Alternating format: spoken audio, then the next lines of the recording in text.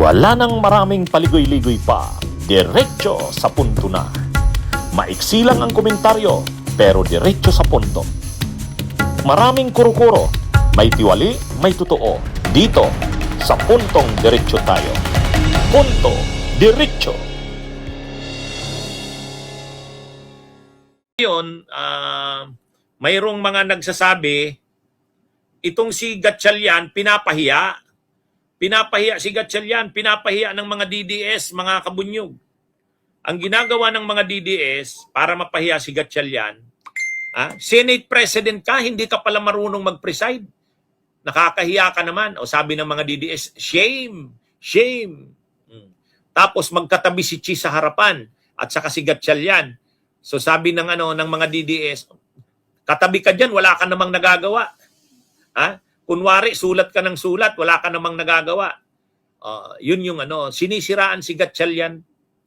Binabastos, iniinsulto. Pero naglabas ng statement si Win Gatchalian. Nabasa ko yung statement ni Win Gatchalian. Tama naman yung statement ni Win Gatchalian. Sabi ni Win Gatchalian sa statement niya, nabasa ko yung statement niya ang paliwanag ni Senate President Win Gatchalian, ang pamumuno sa Senado, siya pa rin, siyempre. Siya ang Senate President. Yung mga administrative matters ng impeachment, yung mga staff diyan, yung schedule niya, yung niyan, yung mga kailangan sa impeachment, siya pa rin naman ang magko-control niyan, sabi niya, bilang Senate President. Ang role ni Chis Escudero, presiding ng impeachment. Ibig sabihin, yung daloy o yung flow ng impeachment, yung schedule ng impeachment, yung pag-decide sa mga motions, yung mga ng mga witnesses, si Chis Escudero doon, nakatutok siya doon bilang presiding officer ng impeachment court. Pero yung pagpapatakbo sa Senado, kasi ngayon July na by July 27 magkakaroon ng SONA, State of the Nation Address, ang Pangulo. Sino ang mag-a-arrange niyan? Makakatutok ngayon, sabi ni Win Gatchalian as Senate President, makakatutok siya ngayon doon. Pangalawa, pagkatapos ng SONA ng Pangulo, pag-uusapan na ang 2027 budget. Matrabaho yan sa part ng Congress, ng Senado. Halos linggo-linggo magkakaroon ng mga committee hearings tungkol sa national budget ng 2027. So trabaho na naman yan. Tapos mapapasabay ang impeachment. Kaya sabi ni Senate President Win Gatchalian, kumbaga maghahati sila ni Chis Escudero. Si Chis Escudero ang presiding sa impeachment. Pagdating sa mga impeachment matters, si Chis Escudero. Pero pagdating sa budget, pagdating sa mga batas na pinapasa ng Senado, pagdating sa administrative matters ng Senado, siya bilang Senate President. Kasi sa totoo lang, sabi niya, mahaba itong impeachment na to. Maaapektuhan nito ang trabaho ng Senado Ngayon, kung siya ang Senate President at the same time presiding officer ng impeachment, baka maapektuhan ang trabaho ng Senado.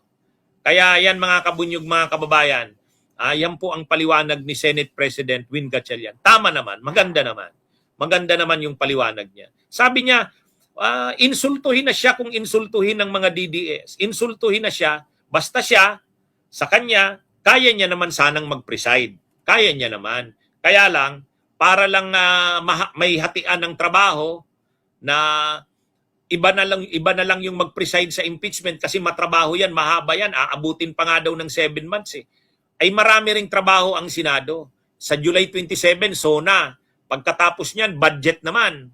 Matrabaho ang deliberation sa budget. Kaya kumbaga, sabi niya ni Win Gatchalian bilang Senate President, makakakonsentrate siya sa trabaho ng Senado, yung legislation, yung paggawa ng batas, pagpasa ng national budget. Tapos itong si Chis Escudero naman, makakakonsentrate sa pagpapatakbo ng impeachment. So maganda yung paliwanag na yon. Maganda yung paliwanag na yon, mga kabunyog, mga kababayan, ni Win Gatchalian. Kaya lang, ang mga DDS, talagang pinapalaki yung issue. Hindi ka lang marunong. Hindi ka naman talaga karapat-dapat na Senate President, hindi ka naman marunong. Dapat ang nagpipreside Senate President. Sa totoo lang, wala namang nakalagay sa konstitusyon na Senate President ang nagpipreside. Kung may abogado ditong DDS, ichina-challenge ko. O sige, i-post nyo dito yung provision ng konstitusyon na nagsasabing sa mga impeachment ang magpe-preside ay Senate President. Walang ganun. Walang ganun. Sa Senate President, walang nakalagay sa konstitusyon na ang magpe-preside sa impeachment in all cases of impeachment, ang trial ang magpe-preside Senate President. Wala. Ang nakalagay sa konstitusyon, kapag ang president ang ini-impeach na official, kapag ang president ang ini-impeach na official, ang magpe-preside ay Chief Justice. Yun ang nakalagay. Yun ang nakalagay. Pero hindi sinabi na parang ganito. Kapag ang president ang ini-impeach, Chief Justice ang magpe-preside. In all other cases of impeachment, ang Senate President. Walang ganun. Walang ganun. Sina-challenge ko nga kung may lawyer dito or kahit sino. Sige, i-post nyo nga dito yung sinasabi sa konstitusyon na Senate President ang magpe-preside. Hindi. Ang nakalagay sa konstitusyon, kapag President ang ini-impeach, ang magpe-preside Chief Justice.